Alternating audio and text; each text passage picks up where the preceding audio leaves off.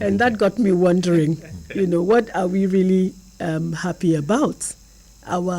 Is it the fuel situation, the prohibitive cost of fuel, where you have many people not being able to move around to do their normal business, to even look for livelihoods? What I mean, and I'm wondering, what are we laughing about? Because if you're happy, that means your heart is glad and you're actually joyful and you're smiling and laughing and going about your business like everything was normal. So poverty is a basic factor. The lack of development, particularly in the rural area, is something that should be addressed by upcoming poets. Let me not say we're not trying, because I belong in that space where I know that we are writing every day. If you go on our platform, if you go on Facebook, if you go on all the social media platforms, you have people who are writing. So you talked about upcoming poets. Yes. In any case, let me interrupt you Okay. briefly. We'll come back to you. Hello, good morning. Hello. Oh, yet again, we lost connection. Quite unfortunate. In any case, we are here. While we discuss here in the studio, we're also interested in hearing from you. The network may be frustrating, but the number, again, 0814-335-9292. 0814-335-9292. Good morning. Hello. I think we should get the poets to also write about the failure of telecommunication. Well, I'm sure someone is writing about it or has written about it already. All right, please continue your thoughts. Okay, so young people. I like what young people are doing, because I've been moving around, experiencing what people are doing in literary circles. You have like Crossworld Poetry, which is organized by Godwin Akpadiaha. He brings young people together, and they're just generally talking about their lives. Some are even talking about, the situation of poverty, the conditions of living, how difficult they are. They're talking about marriage. They're talking about youthfulness and the things that happen to you, and you get to know their thoughts, what they are thinking, how they are managing their lives through some of these literary activities that they organize. You have the Benue Poetry Troupe, which also always comes up with generally performing the works of other poets, their own perspectives on issues, and the entire mix is about everything that is going on about our lives. And as a matter of fact, that's what we should be writing about. More than that, I think we have even written enough about the situation. I think Nigerians should begin to look at what they want to see, the change that they want to see happen. For me, that has been where I'm at. I want to, what is the change I want to see? Like, I remember back in the university, we read a piece called Utopia.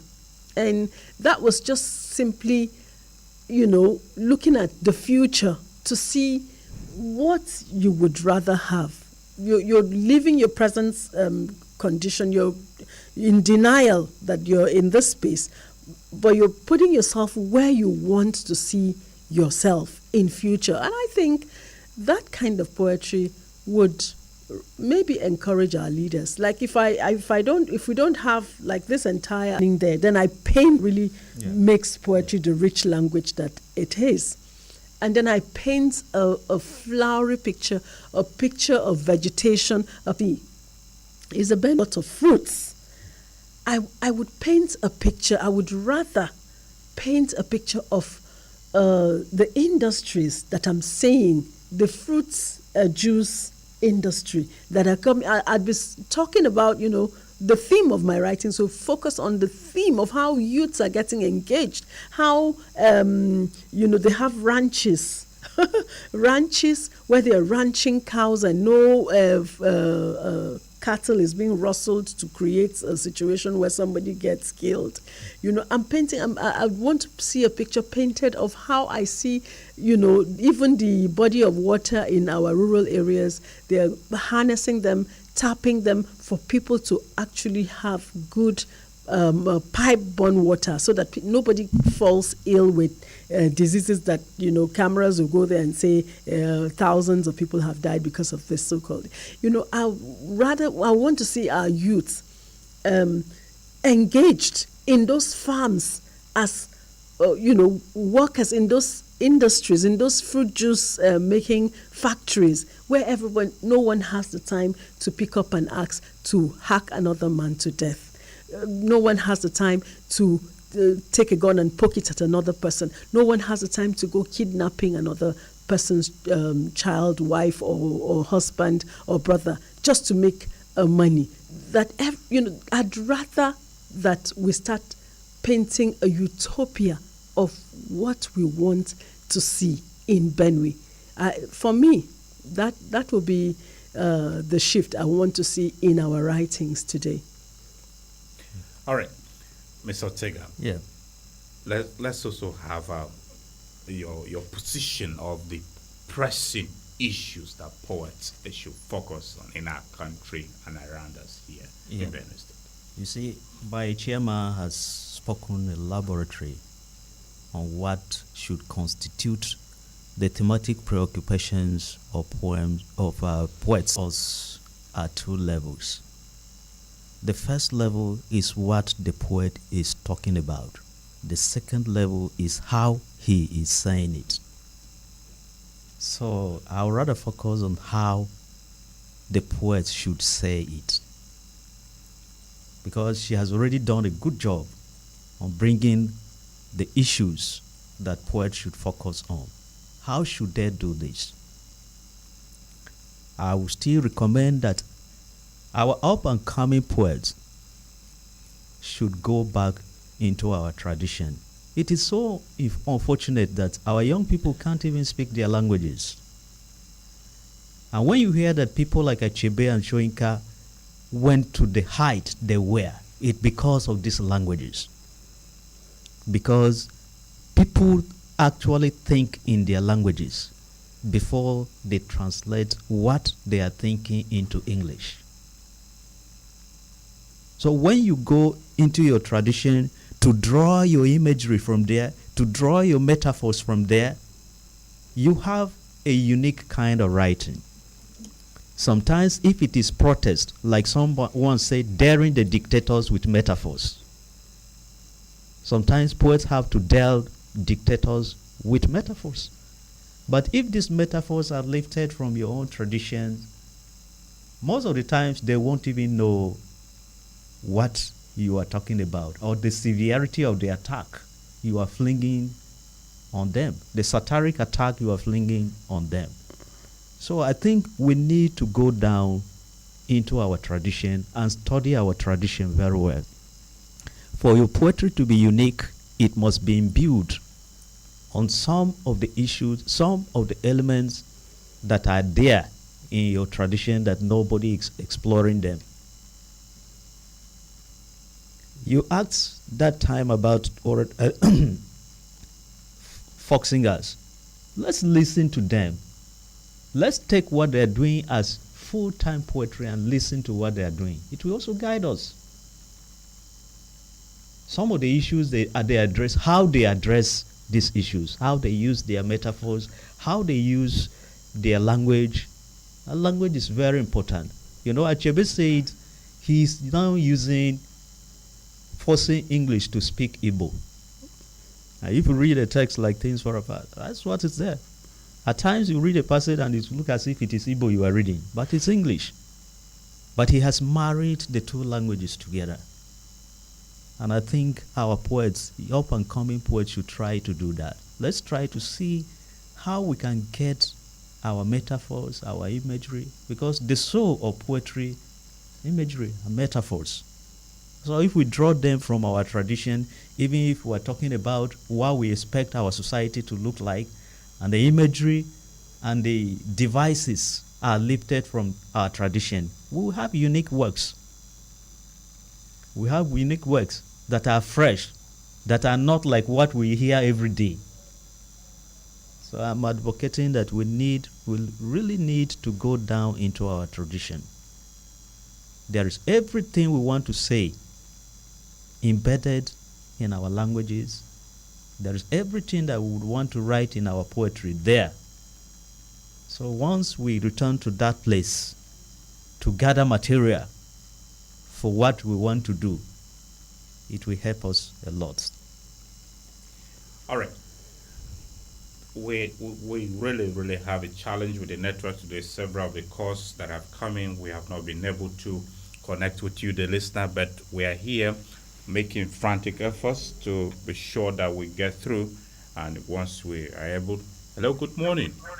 Good morning, Mr. Latana. Good morning, Good morning. Good morning. Thank you. Your good morning is very plenty.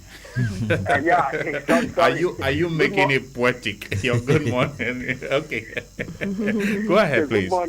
Good morning, Mr. I've forgotten his name. Sorry for not making your name. Thank you. Okay. My name is Tefa Esi, calling from KN, northwest part of Nigeria this morning. All right, Tefa. What country has to be celebrated and awareness has to be created. Yeah. In most of the times, there was the flu that occurred in some years back, and that thing has devastated people who were farming poetry farms. I know the cost of things now has raised up. Even one egg is now in so at 200. I think he's But getting. if government they can encourage farmers. Hello, Tefa. He's getting the whole. You are taking us outside our context.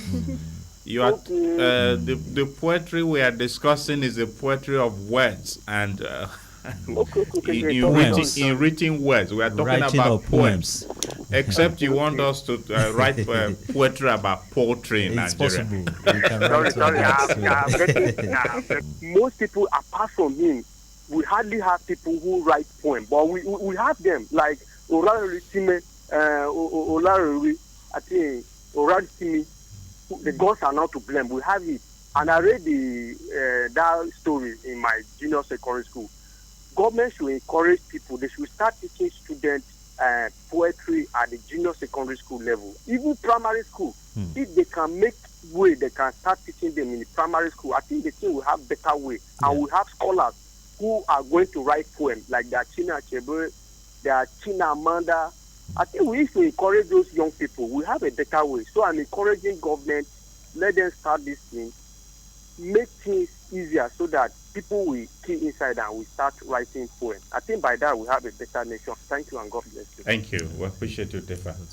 Tefa have a custom way of ending his cause. I think by that we'll have a better nation. So if Tefa is to write poetry, his poetry will be focused on achieving a His better concern nation. is about achieving a better nation, Very well. and I think I like that. 0814-335-9292. The number through which you can reach us. Once again, 0814-335-9292. Let's take some messages we have coming in so far. This one says, good morning, Nathaniel, and the guests with you in the studio. My name is Kanti Michael from Gadovilla. Happy World Poetry Day to Anna. Just to appreciate your guest for elaborately throwing more light on the activities of Anna. They have already done justice to the topic. My regards, please. Thank you. All right. Kanti Michael, thank you for your message. Hi, presenter. I am Sate Solomon here in Makudi. Cleanses. Wow, this guy sounds poetic already. But the challenge we face reading poems is, one, the tone is tough to get at times, which change the mood poem. The message needs deep thoughts before one could comprehend a poetic diction.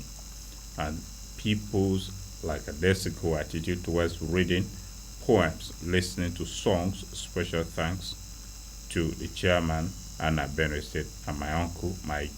All right, thank you for your message, Solomon. Good morning, presenter with your guest. I thank Agate Radio very much for this wonderful program. I am in a very good class today. today too. I believe others too are able to acquire the kind of deep knowledge I have freely received from your guests to use positive ways to keep pushing for a better Nigeria. May the ancestors continue to protect our erudite writers. Thank you. And I'm Joe Kennedy from International Market in Makodi. Okay, Joe Kennedy, thank you very much for your message, and we receive your commendation and protection of the ancestors you have invoked through the instrumentality of who? Hello, good morning. Hello, good morning, Mr. Nas Nongo. Thank you for joining us. Yes, good morning to you, Barrister Wanyu. Good morning to Good Mr. morning. Michael Sika. Yeah. Yes, Good morning. I am Engineer Sunday Akbar, calling from Norbank, Makudi. Okay, good to have you, engineer. Thank you very much for having these erudite scholars in your studio there. Poetry is very, very important. You know, there is a popular saying that time is money. Yeah. So instead of wasting your time telling long story, just psychology, you just compress your thought Yeah. in poetry form in a few words, and it speaks volume of whatever you want to do, Yes. what you want to say. And it also sharpens our brain, our mentality, because you need to study well between the lines and understand what the poet is saying. Yeah. So it's very, very important in society, and it addresses the ills of the society mainly. So, because like the submission your guests have put forward about activism, you know, you can use poetry in activism, in correcting the ills of the society, you know, in honing the thoughts of the powers that be to be mindful of maybe what they have been negligent about in order to care for the society and the director of the public. So poetry is very, very important. I'm an engineer, and I love poems, and anytime I read anything, I enjoy it. Yeah. And even the discussion there, I've been enjoying myself on the other side of the radio here. So thank you very much for this topic. Thank Have a you. nice day. Thank you, engineer. We appreciate the poet engineer. Thank you. Thank you very much. Thanks for calling us. Okay, 0814-335-9292. Maybe the network seems to be improving gradually, and we are able to accommodate more calls now. Hello, good morning, and thank you for joining us. Good morning, presenter. Thank you, sir. Yes, the studio. Thank you. My name is Ibayi Makura. Regional President from Banku, Akiagbo, Government. All right, good to have you here, Igbayima. You're welcome, sir.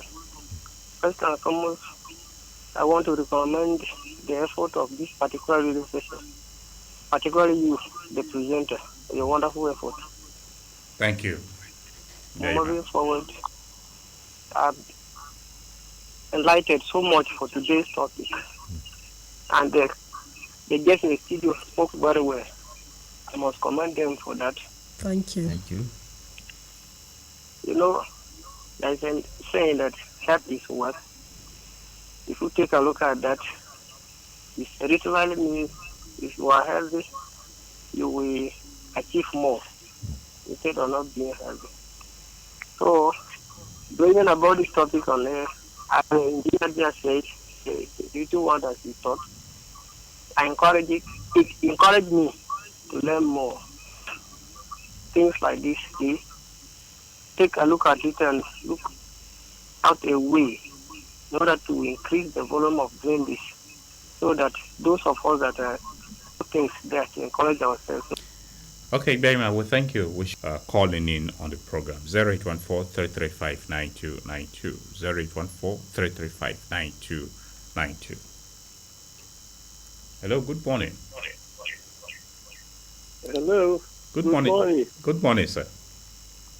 Yeah, Nathaniel, good morning. Thank you, sir. Good morning. Good This morning. is Wanyu Legede Good morning, sir. and the other panelists. Yeah.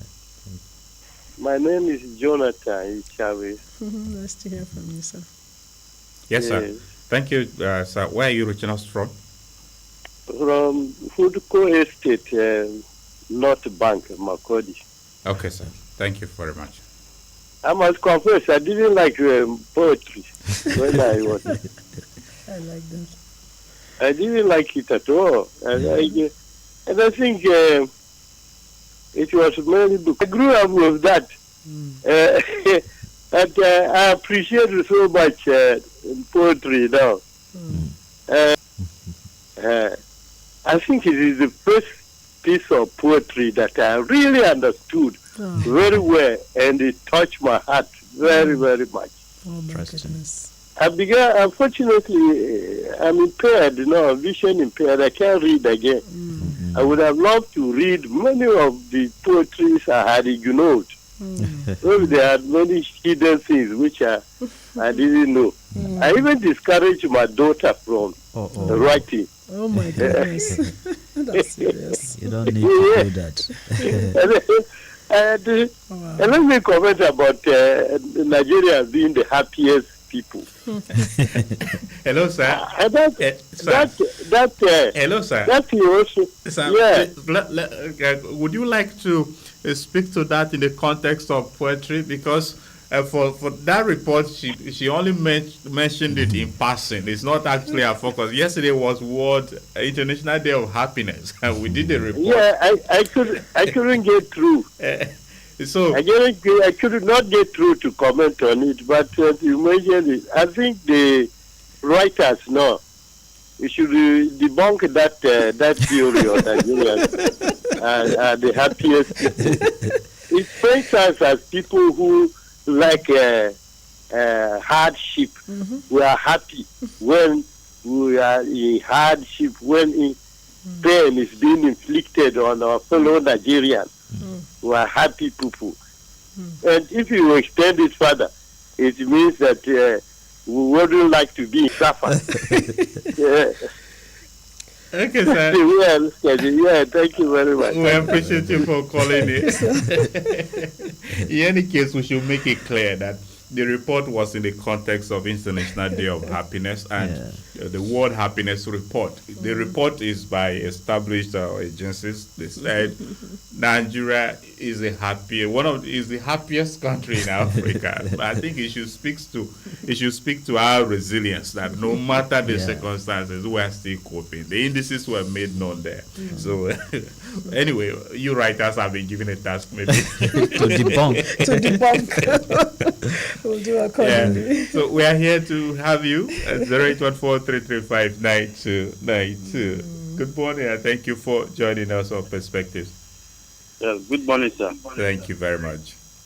My name is Ititeve Abraham, calling from behind Federal Locust, North Bank, Makurdi. Okay, it does appear North Bank people love poetry because many of them Exactly. Okay, Chiteve, go ahead. Yes, I'm also from the category of that poet, and I love it when it comes on board. Wow, that's interesting. I really want to use the poem of Mr. New Osunde, who actually wrote about the leader and the led. He explored the animal kingdom to examine how leadership should be appointed in Africa, the quality needed of a leadership. Yeah. From the storyline, you discover that Teve, could the you lion move, was rejected. Teve, could you move away from your radio a bit further? Okay, sir. Or turn down his volume. All the same, go ahead. From the story, you discover that the lion had been rejected, and then the elephant had also been rejected, both of their harsh behavior over other animals. And so during their election contest, the animal kingdom in their one voice rejected that these people cannot lead them. But what am I saying? At the end of the day, the animal kingdom said that a leader who will govern them must have a character of a lion and at the same time have a character of a lamb. That's a little bit of a lamb and a little bit of a lion for them to go a long way. And so it shows very clear in Africa that when leadership is appointed, the leadership should have a bit of lion, behave mature sometimes, and at the same time on certain issues behave very humble, and so as to carry the citizens along with. The poet also makes us understand that as a citizen who are direct subject in putting in place leadership, we should be mindful of who should go into power, except the person has the quality of a lion and at the same time a quality of lamb, so as to carry the citizens along with. Thank you and good morning. All right, thank you very much, Ititeve. Ititeve has composed a poem on this program already. Oh, that's a very good one. It's something I was advocating for. Going into your traditional stories to bring elements that you create a poem out of them. Yes, because here is Ichi talking about the lion and the sheep and using it to apply to a leader. So just imagine that our leaders have these qualities. When it is time for you to defend and protect your people, you roar, act like a lion. Yes. And when it is still time to govern them, you govern them with the tenderness of a sheep. That's what we're saying. Well, Iti, thank you very much for that the imageries you have used to talk about leadership. 0814-335-9292. Hello, good morning, and thank you for joining us on Perspectives. Hello, good morning, sir. Good morning to you. I'm Abeka Bernard calling from Mobile Barrack. Thank you, Adeka Bernard. Yeah, Abeka. Okay, Abeka. Yes, sir. Thank you. I'm very happy this morning about this topic of poetry. It's very, very important because if we look and see this issue of killing people every day in this our state, especially Benue State, it's very, very bad. So this poetry is something that will give us more information to our leaders so that we can know how we can handle this, our community, country, and state also. And it will help us, we youth, especially we here that are still going to school, to know more and have idea about it. I heard someone was communicating and say that this poetry help us. Sometimes we'll be tired of life, but sometimes when you look at this poetry, you read, you go through it, and it help you to be happy again. So I'm very, very happy this morning to hear this. I was listening to it since I was hearing also the comments of other people. So I said, let me just go and give appreciation. Thank you very much, Bernard. Yeah. Thank you, sir. Thanks. So read a poem today to get yourself more nourished, and of course, hello, good morning. Hello.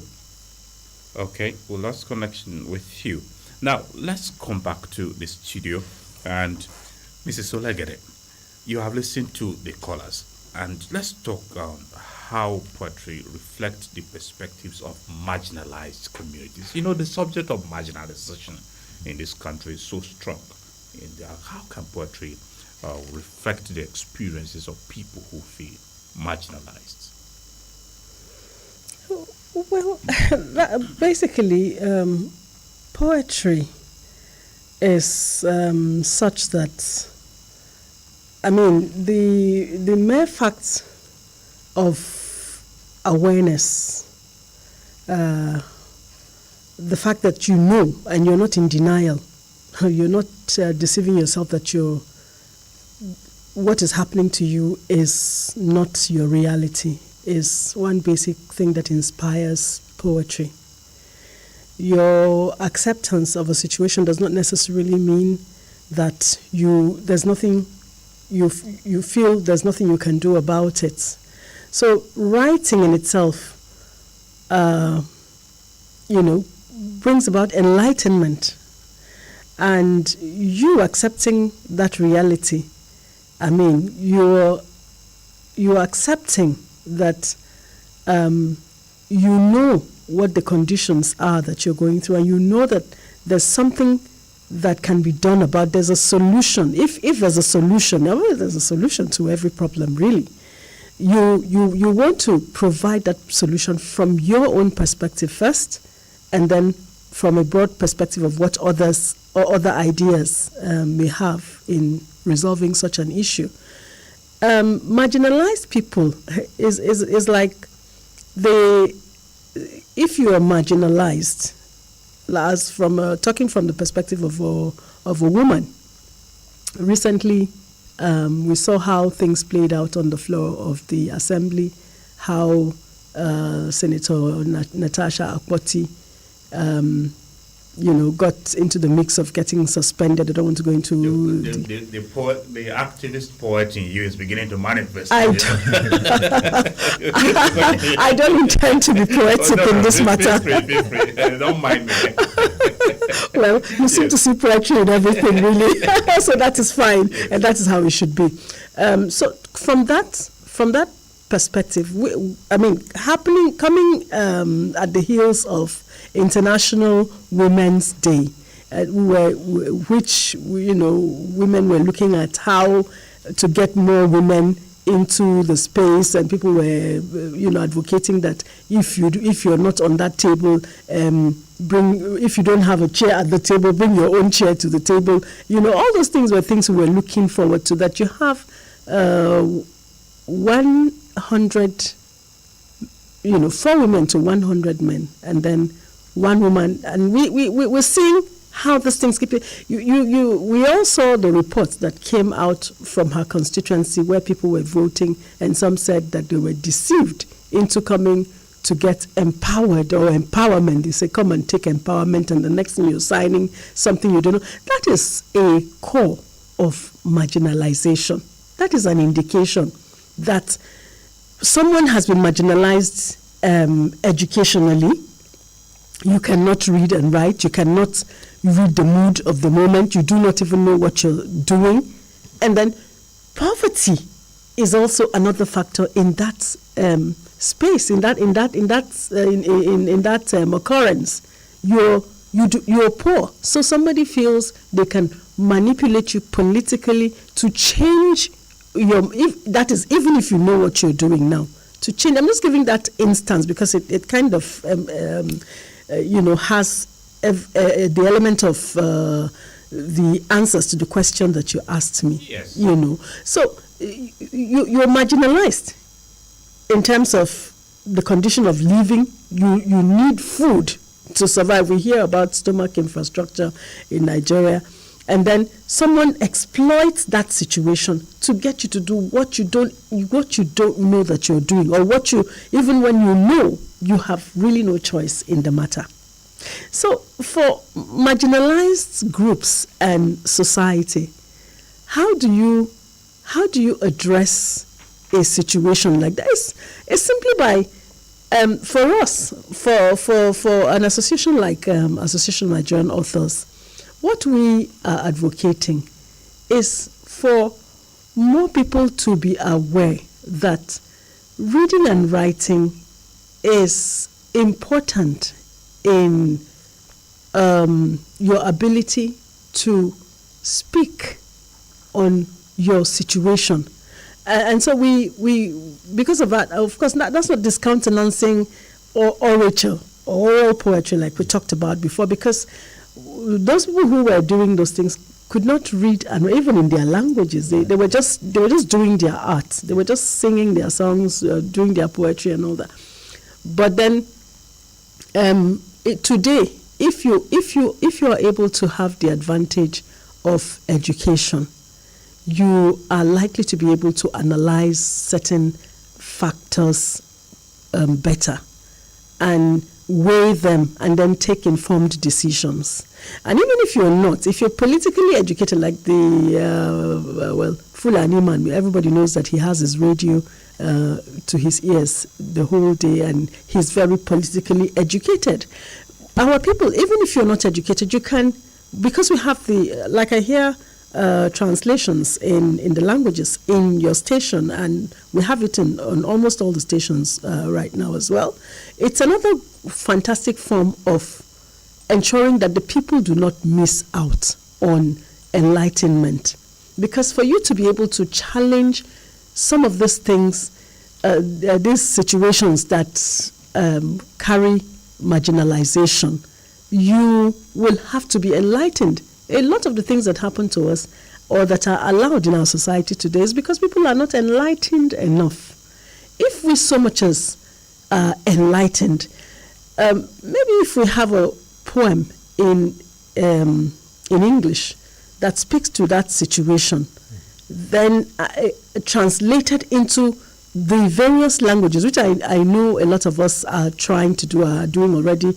I know that my colleague here has a radio program in TIV, which I definitely have not listened to. Well, even if I do listen, I may not be able to understand, but I'm sure you promote some of those things that are, local and natural to us, to ensure that people also pass them on. So, for us to use poetry to speak to our situation, it is something that we can do with literature. Let me just put it broadly, not just poetry is just one of the genres of literature, but then like we said, you can even apply that, you can apply poetry to your fiction or creative non-fiction, or whatever creative writing angles, your drama, whatever you're writing, you can still apply poetry to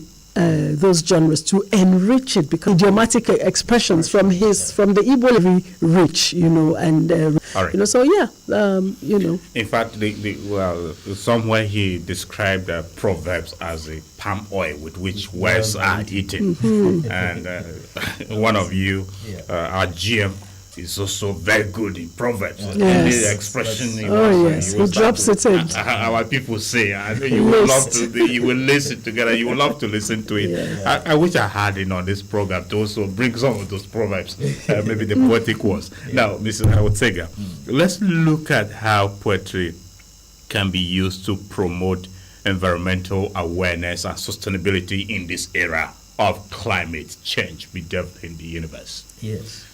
That's another very interesting angle to it. And I think Nigerian poets have been doing that. Most especially the poetry you find from the Niger Delta area, the poetry of Nimo Bassi, also the poetry of Niyi Oshundere. Niyi Oshundere has an entire collection about the environment, the eye of the earth. And in that particular collection, you discover that he's speaking against the idea of people urinating in the water. He's speaking against the idea of bush burning, so many things that are, so many inconsistencies in the environment. Environment nourishes man. It is what sustains all of us. So if we're not giving adequate attention to environmental protection, one day the environment will no longer be there and our sustenance will not be assured. So I think a lot of Nigerian poets are doing that. Poetry from the Niger Delta, the poetry of Nimo Bassi and the others I'm talking about, even Joe Oshe, you discover that they talk about the killing of fishes in the rivers, they are with chemicals and all that, and the activities of the oil explorers in the Niger Delta, and the waters. So even here too, we have such challenges.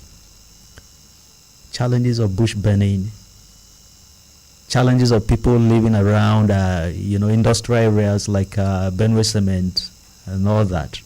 So our poets can also respond on these environmental issues. They can respond to these environmental issues and then conscientize the society on how to keep the environment safe.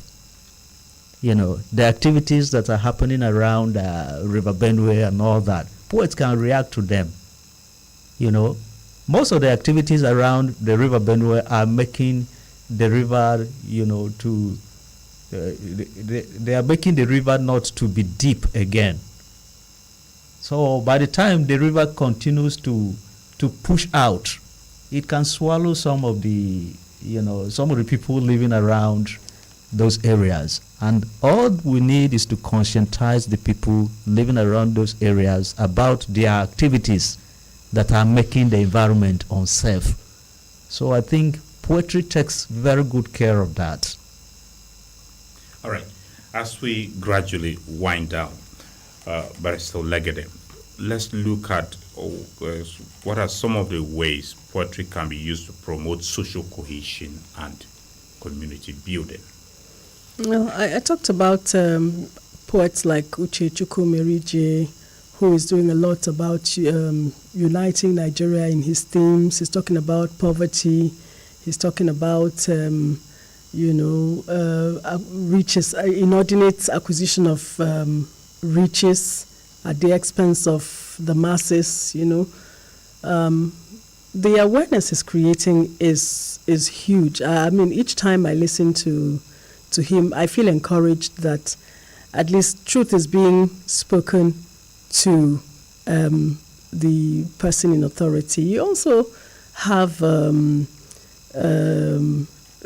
satire by Professor Halima Amali, who says she wants to join them.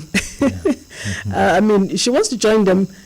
She looked at the situation and was like, you know what, this is a helpless situation. I mean, a poet expressing helplessness. But when you dig deep, you will discover its, criticism on what is happening in Nigeria that, leaves a lot to be desired. And she's simply saying it, and you would think, literally, if you look at it from the, literal perspective and not figurative, you tend to say, okay, as if you can't beat them, join them, but it's deeper than that. And then you also have her husband who explored, Professor Idris Amali, who also explored themes from, they lived in Maiduguri when it was peaceful. And he as a matter of fact, in one of his works, which I can't remember immediately, he eulogized the different parts of Borno State, what they mean, what they stood for, the things that they produced, how they supported the economy and everything that was good back in the days, and how now things have turned the other way. But thankfully, that was when he was experiencing, because a lot of people had to leave that area. But right now, we know that peace is returning gradually to all those areas, and there's a semblance of something good happening on the ground already. The terrorists are being defeated and all that. So even now, we will have people who will be speaking to what the current situation is. And that is what it should be. Poetry, or poets are the conscience of the nation. And poetry is about enlightenment, is about preservation of our heritage, of our culture, of our history. We need to have a knowledge of what happened in your time. We need to be the ones to speak for the time that we find ourselves. Nobody, if you don't do it, who is going to do it for you? So you need to document history. People need to know what happened in the past, because it's only when you know what happened in the past that you can move forward into the future. There are a lot of the things that we do today. I'm sure a lot of the people who are carrying on with the way they are doing things in Nigeria is because they have lost a sense of history. We know, should that be it? So as the conscience of the nation, if poets or writers do not continue to write, who will preserve the history of what is happening when a government can come with the stroke of a pen and say, this shouldn't be? So poets are activists, and they are crusaders. Let me just put it that way. We remember that even a lot of people got killed in the past. Ken Saro-Wiwa was one of such person because of his agitation for Niger Delta, for them to actually control their resources. Whether that is right or wrong, it didn't deserve the death sentence that he got. So writers ought to continue knowing that they have a duty to their generation and even the generations yet unborn to document the history of the time, so that I know a lot of the things that happen in developed countries today is because they have that sense of history documented in the works of writers, people who have taken it upon themselves to write. A writer may not necessarily get as we're writing today. We do not even make money for the works that we put out there. You spend a lot printing, publishing on your work, but you hardly get even a fraction of what you have invested in the work. But you know that it is your duty to continue to carry the torch, to speak to the issue so that someday when they say, who were these people who spoke it? Nobody, just by opening the works of history, you will be found to have done your bit. All right.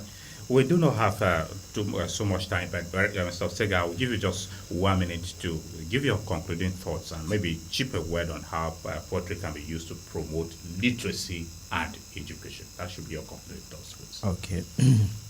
Yeah.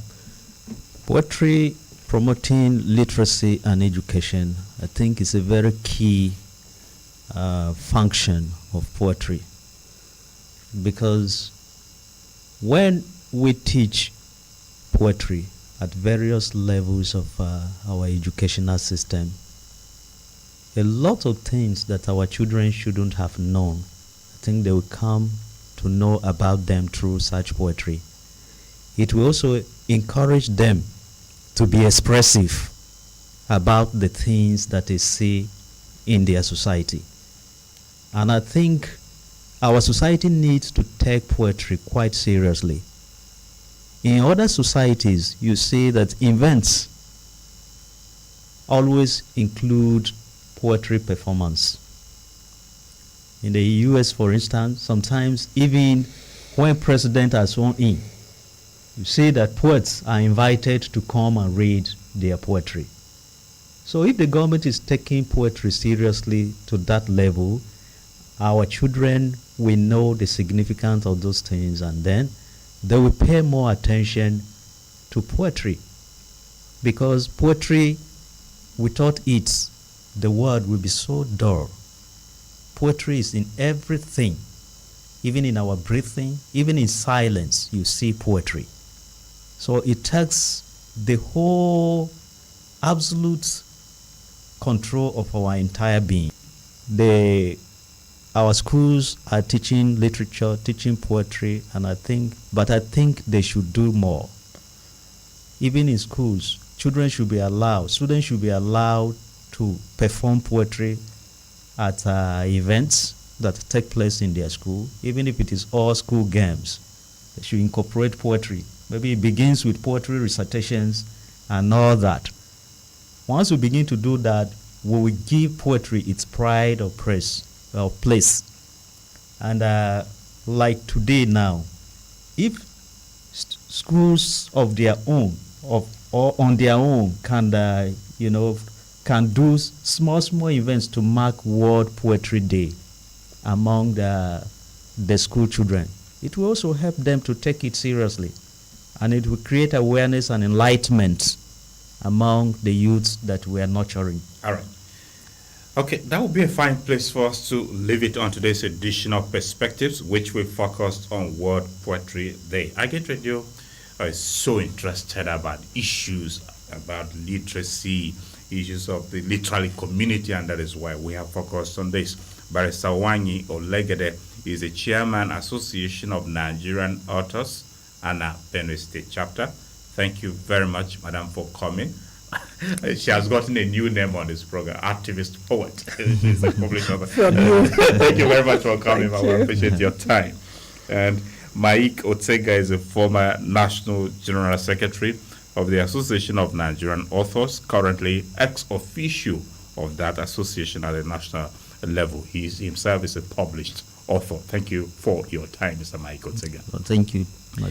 And happy World Poetry Day to you once again. Thank you. Dear listener, that's our program today. The next time you hear from us will be next week, Monday, and do endeavor to join us. Have yourself a great weekend ahead, and please read a poem, reflect on the national identity and local identity of our nation. My name is Nathaniel, and we have a great weekend. Bye-bye.